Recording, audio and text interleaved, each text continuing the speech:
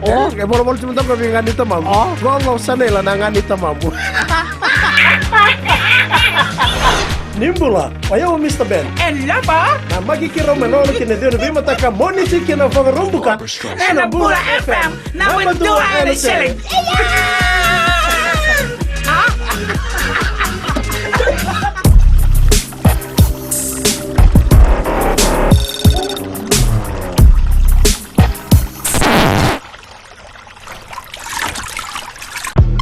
Sophie. And I'm Tix. You can join us on The Breakfast Show Every weekday from Monday to Friday, 6 a.m. till 9 a.m. right here on Today FM. That's right.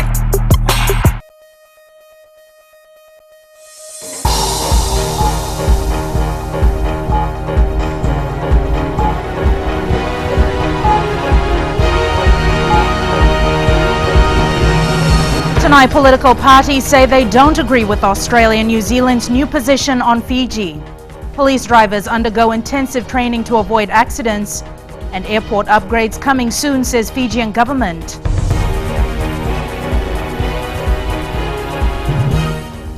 But first tonight, the voter registration of Fijians living overseas will begin in New Zealand. Acting Prime Minister Ayaz Said Qayyum confirmed to FBC News that they've been successful in negotiating the entry of elections officials into New Zealand. Currently, the Permanent Secretary responsible for elections is finalizing the plans to go to New Zealand for the registration of Fijians who live in New Zealand. That will be the first country that will go out to register voters. And then we've already got the clearance from the New Zealand government for our elections office to go to predominantly Wellington and Auckland to register Fijians. Other countries will be confirmed in due course. Despite acceptance from neighbours Australia and New Zealand, 2 of the 4 registered political parties remain adamant they will not support the Constitution. Chanel Sivan spoke to the National Federation Party and the Social Democratic Liberal Party, whose views on the Constitution remain unchanged. Australia and New Zealand, 2 of the biggest critics of the Bainimarama government, have softened their stand on Fiji. They are ready to back elections under current circumstances and under the soon-to-be assented constitution. In no way will Australia and New Zealand push us to elections. If we do get to elections, when we decide that the provisions are sufficiently flexible, sufficiently fair and transparent, then we will urge the people in Fiji to come with us. What I can make out is you do not want elections to happen next year. Well, not under the current provisions. Until the election can be shown to be independently managed. Acting Prime Minister Ayaz Said Qayyum says, despite what's coming from the political front, the government will hold elections in September 2014. We are already meeting up with our development partners who want to assist with the elections. They're very much on board. The Constitution also categorically states that the elections under the Constitution should be held no later or by September 30th, 2014. Australia and New Zealand have always maintained their stand for democratic elections. The National Federation Party says the acceptance of the Constitution doesn't matter. Australia and New Zealand are members of the international communities, our neighbors. They have given a sort of a green light to this constitution. What we have to understand is that everybody is in the pursuit of democracy to be restored in Fiji. We have to live under this constitution. And as such, we have a different perspective to look at it. And so all the development partners that want to assist have been given the report, and they will obviously talk to their capitals, their head offices, and get back to us to say which areas they want to provide assistance in. New Zealand Prime Minister John Key has said they will even look at past immunity provisions in the 2013 Constitution as long as free and fair elections are held. This change in position has encouraged the Bainimarama administrations. However, political parties remain unmoved. Chanel Shivan, FBC News. Police drivers are undergoing intensive training with the Land Transport Authority in a bid to address the increasing number of accidents involving police vehicles. Mikalonga reports. These latest police vehicle accidents last night at Tamavua in Suva is just the reason why such training has become necessary. This refresher course and to try to minimize areas in ways where we can actually get to those sites or to those places at a certain time. Put together by the Land Transport Authority, this intensive training course is to help police drivers improve their response time to reported cases, at the same time avoid accidents. Our driving examiners and driving experts actually sit with the police and discuss with them ways and means to minimize or some of the driving skills, upskilling their knowledge, especially where they are in a tight situation. You know, there are a lot of calls and people are under pressure, and we need people that are ready and prepared. The LTA is determined that after spending 3 days here, these police officers won't have the notion of taking advantage of the privileges given to them under the law every time they are behind the wheel. In terms of attending to a certain reported cases, I think they are exempted from those fines and charges. Similar training will be conducted for police drivers in the Western and Northern Divisions. Mikolonga, FBC News. The driver of a minivan escaped injuries this morning when his company vehicle collided with a sugarcane locomotive in Nandi. The accident happened at around 5 a.m. outside the Fiji National University's Namaka campus. Police say the van was on its way from Namaka to Lautoka when it collided with the oncoming locomotive. The driver has been charged with careless driving. No one was injured. Aviation Minister Ayasaid Qayyum has confirmed there is progress in the upgrading of our two major airports. Work on the ground has been slow because of the cleanup that was necessary behind the scenes. Ritika Pratap reports. The Fijian government had to remove corrupt practices that had an enormous strain on the government resources. These practices had in the past affected many projects. I mean, even at the Nandi airport, when, for example, a few years ago, tenders were called on the concessions, on the outbound concession area. When one of the bidders felt that that company is going to lose out, they made a phone call to the new wing of government buildings, and suddenly the tender was called off. Ayasaid Qayyum says this led to a huge loss. So the country as a whole, but that institution lost approximately $15 million a year just in concession revenue. That's the reality. You had various other institutions where tenders weren't called, open processes weren't put in place. Meanwhile, expressions of interest that were called for major upgrade works at Nandi and Nausori International Airport are being finalized. We were in fact very, very surprised at the level of interest by well-known airport operators that have put in expressions of interest. We've shortlisted 4, and we are assessing their applications by the end of this month. And so we are making some movement in that respect. Work is progressing well in regards to the renovation at the Nausori airport. Nausori already provides a good infrastructure. There's an existing runway. In terms of bringing in bigger aircraft, you have to extend the runway, and we obviously will work with TLTB on that basis, but it overall generates the economic base of it. Hundreds of thousands of people transit through the Nandi airport every year. Nausori Airport, the second largest in Fiji, sees mostly domestic and regional traffic. Ritika Pratap, FBC News. Coming up, Miss World Fiji Kaireen Erbsleben off to Indonesia for Global Beauty Pageant.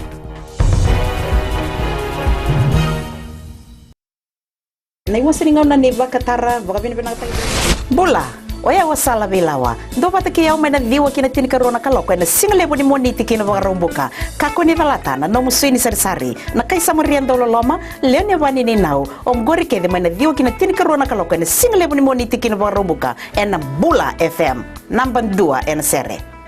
Bula, I'm Wame. Join me every weekday from 9 a.m. to 2 p.m. on The Center Show with classic hits from the 70s as well as the 80s right here on Gold FM.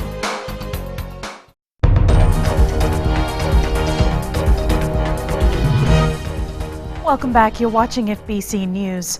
School fees may be an issue as we now enter the third term of school, but at the Via High School in Lao, education is paramount. Apisalome Dokar reports parents on the island are using more than just cash to pay their dues. The Via High School was set up in 2005. The government-run boarding school provides for about 149 students. With no permanent income source, parents aren't always able to pay fees in cash. Parents still have the options to meet their school fees, etc., by having to come with mats, handicrafts for the men, pigs, tabuas, and whatever that they have that has some value, and they keep at their homes. Isikeli Karikaritu says these items do come in handy at the schools, and they also try to sell whatever they can. We have a committee that tries to turn whatever that they have been brought to money, and we have been able to do that quite successfully. Karkaritu's been the principal at Vivia High since it opened and says the support of the community has been the driving force behind their success. Catering for our students in the hostel, these are being done in that way, where by one village has a turn each week to come and cook and feed our students for the entire week. Vivia High School says it has some of the best and well-balanced meals for students, since all the food is prepared by the parents themselves. Apisalome Dokar, FBC News. The 2013 Agriculture Show got underway in Lautoka this morning with the aim of promoting local produce and curbing our increasing imports. Agriculture plays a huge role in our economy, and the week-long festival encourages people to see its benefits. Christopher Chand reports. Fiji's agricultural imports for last year are estimated at around $860 million, but we export around $600 million worth of produce. We need to reduce our imports, and for that we are looking at what's available locally, what's within our influence, or what's within our control, that we can make a significant impact on, given what we are experiencing right now for agriculture. Dairy imports cost around $70 million just to meet local demand. Sheep, potatoes, rice, and even kava are brought from overseas.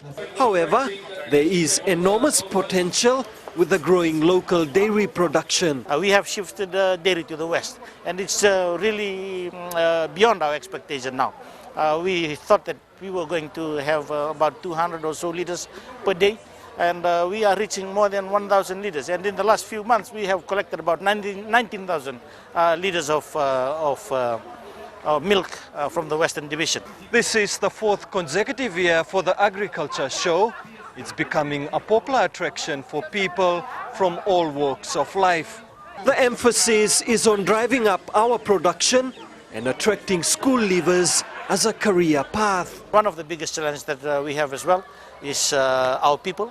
For agriculture to be sustainable and viable as well, we need to invest in our people. Agriculture contributes to almost 10% of the GDP. Its growth will mean a healthy economy. Christopher Chand, FBC News. A shortage of copra should not affect the supply of feed for milk production in Fiji. According to the Agriculture Ministry, at the moment the dairy industry is in a better place than it used to be. Epelito Kawasa reports. Although copra is in low supply at the moment, this shouldn't impact milk production to a great extent. There are other avenues in which we can address the shortage of coconut meal, and that is if we can import other feed ingredients to supplement coconut. If we cannot get it readily available with the cost that our farmers can bear. Tomasito Numbuna admits there are always problems with feed supply, and that's why they've set aside $1.5 million for dairy farmers. We've always been challenged with the consistency of feed supply. This year is not exceptional, it's the same every year, but we are planning to program our farmers with activities that's going to address the shortage of feed around this time. He says, based on information from farms, there is more milk being supplied than what was expected. We normally expect a low production of milk to the processing plant this time of the year. But according to sources, we haven't really been affected much this year compared to other years. The Fiji Dairy Cooperative Limited earlier claimed that the current shortage of copra is resulting in poor milk supply. Epeli Tuguasa, FBC News. 21-year-old Miss World Fiji Kaireen Erbsleben is off to Indonesia carrying Fiji's hopes at the Miss World pageant this year. The Nandi beauty was farewelled by family and friends at the Nandi International Airport this morning. Akusita Tale with more. It's time to see if months of hard work and sleepless nights have been enough for this university student, flying the Fiji flag in Bali and Jakarta, Indonesia. Kaireen is quietly confident. We are advocating on climate change, so hopefully we do with a purpose this year and bring more attention to what climate change is doing to Fiji as well as the rest of the country. Miss World Fiji director Andy Blake says apart from advocating against climate change, Kaireen will be a living poster for local designs and artists. Her costumes will be uniquely Fijian. Some of the pageant websites, Miss Fiji is ranked third as the People's Choice for the 2013 Miss World, which is behind Northern Ireland and Gibraltar. So we're very excited at Kaireen's chances this year. Having won the Miss Fiji contest compared to the world pageant is a small taste of what's to come in Indonesia. I'd also like to thank my friends and family. My friends, they know who they are. They've been with me from day one. They've been encouraging me and supporting me and believed in me even though I didn't believe in myself. I'd also like to thank the rest of Fiji for supporting me, especially for the My Miss Fiji. I couldn't have asked for a better send-off. Kaireen is likely to reach Indonesia tomorrow with preliminary rounds to begin shortly and finals to be staged on the 28th of this month. Akusita Tale, FBC News. And here's Jamie with all the sports and updates from the Pacific Mini Games. Thanks, Jackie. Day one of competition went well for Team Fiji in Wallace and Futuna, with Milika Tuivanovo securing Fiji's first medal in javelin and young Serwai Malani snatching 3 gold medals in weightlifting. We'll have all the updates from Wallace and Futuna after the break.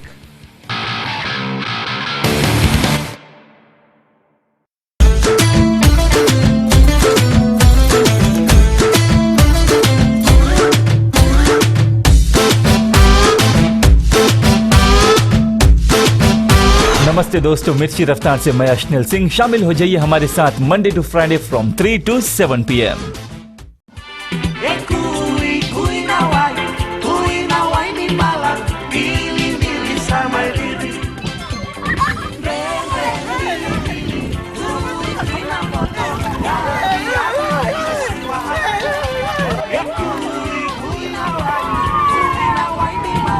Nimbula, metango nimilote na isoro tambua. Nama kia umina rua kina ona na veka vi moniti kina wakarambuka.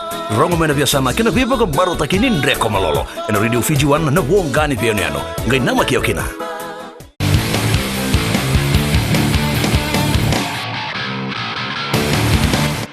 Welcome back to FBC Sports. Young Serwai Malani grabbed 3 gold medals for Fiji in weightlifting at the Pacific Mini Games in Wallace and Futuna today.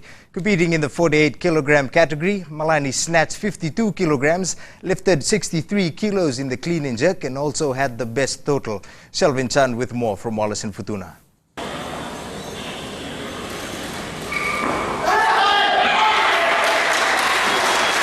19-year-old Levuka girl Serwai Malani became Fiji's golden girl on day one of the Pacific Mini Games. She kept on pushing herself to do better and it paid off.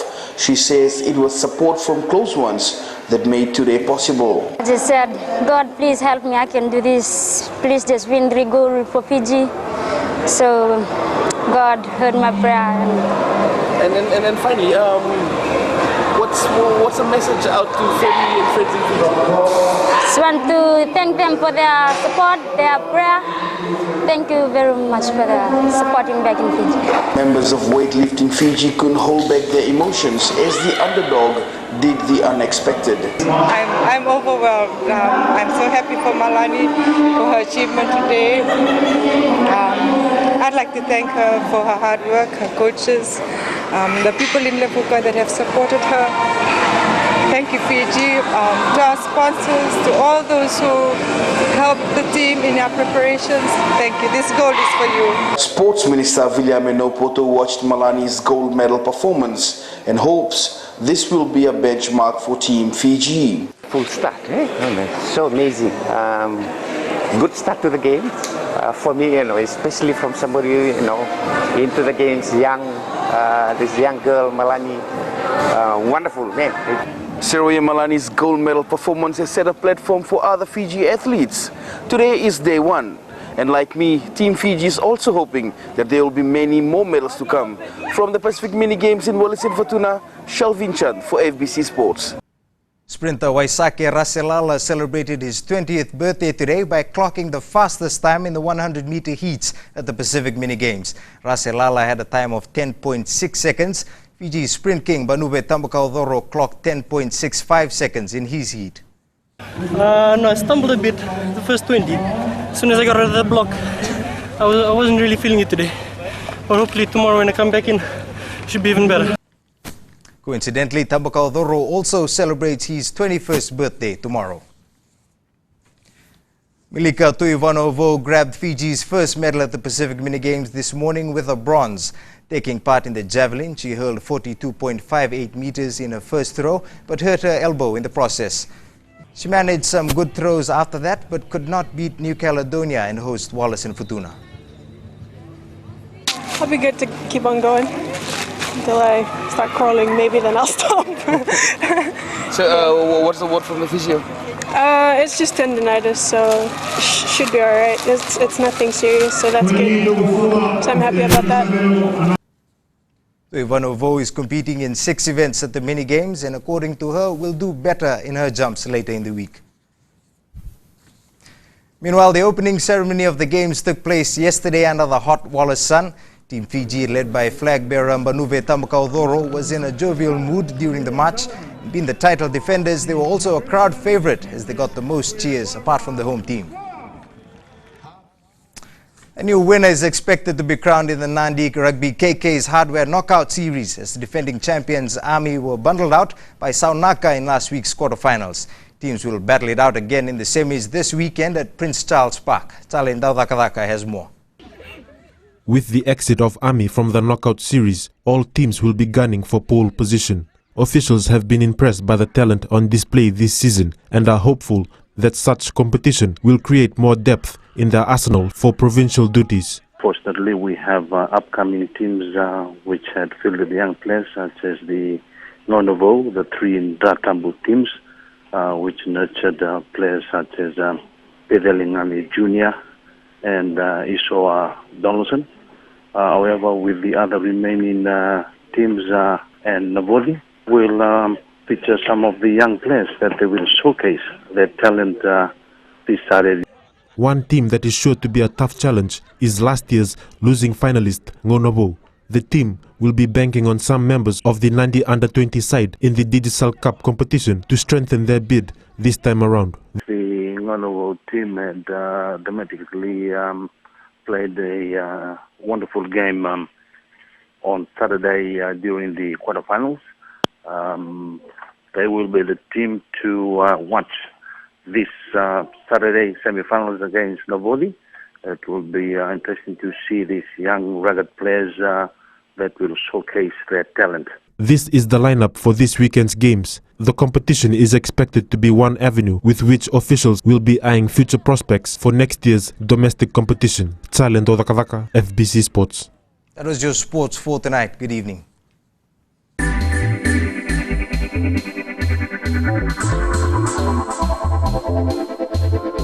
More than 45,000 students are expected in BSP's Go Green campaign this year. The annual cleanup campaign was launched this morning. Country Manager Kevin McCarthy says this year they've included an art competition for schools to raise the profile of the types of rubbish that are being carelessly disposed. Senior Education Officer Narayan Sharma says they want more students from all over the country to join the campaign. The concept behind this is to see that our environment is clean and protect the planet where we all belong as a family, and also to keep Fiji green. The theme for this year's campaign is Recycle, Reuse, Respect.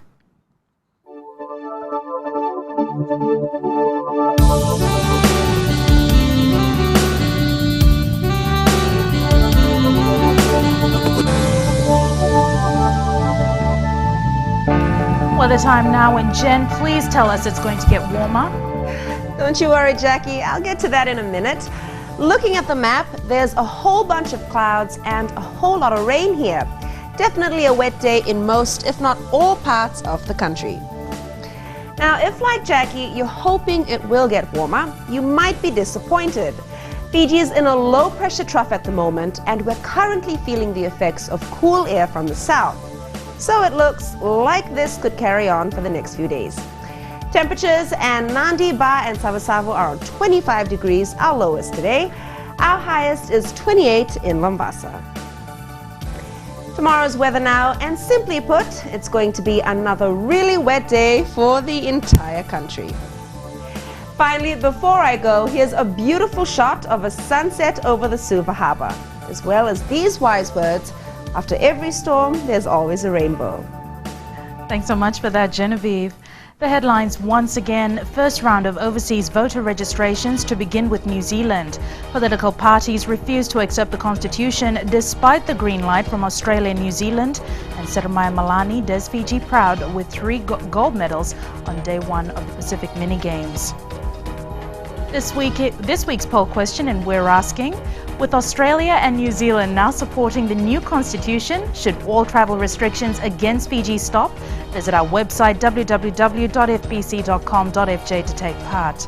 Remember to send us newsworthy pictures and videos. Email citizenseyes@fbc.com.fj.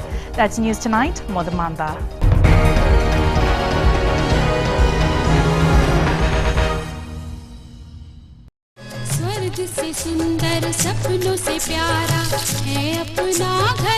जहाँ हो प्यार का बसेरा और रिश्तों की खुशबू, वो है आपका अपना घर संसार. Join me on Ghar Sansar, Monday to Friday, 9 a.m. till 12 p.m. only on Radio Fiji 2. Hope you're enjoying the music right now on Gold FM. Only the classic hits, especially if you're spending your time at home or around the office. I certainly hope you're taking it easy and enjoying the music coming your way. Well, I got a whole lot more to keep you moving and to keep you going right up until you reach knock-off time.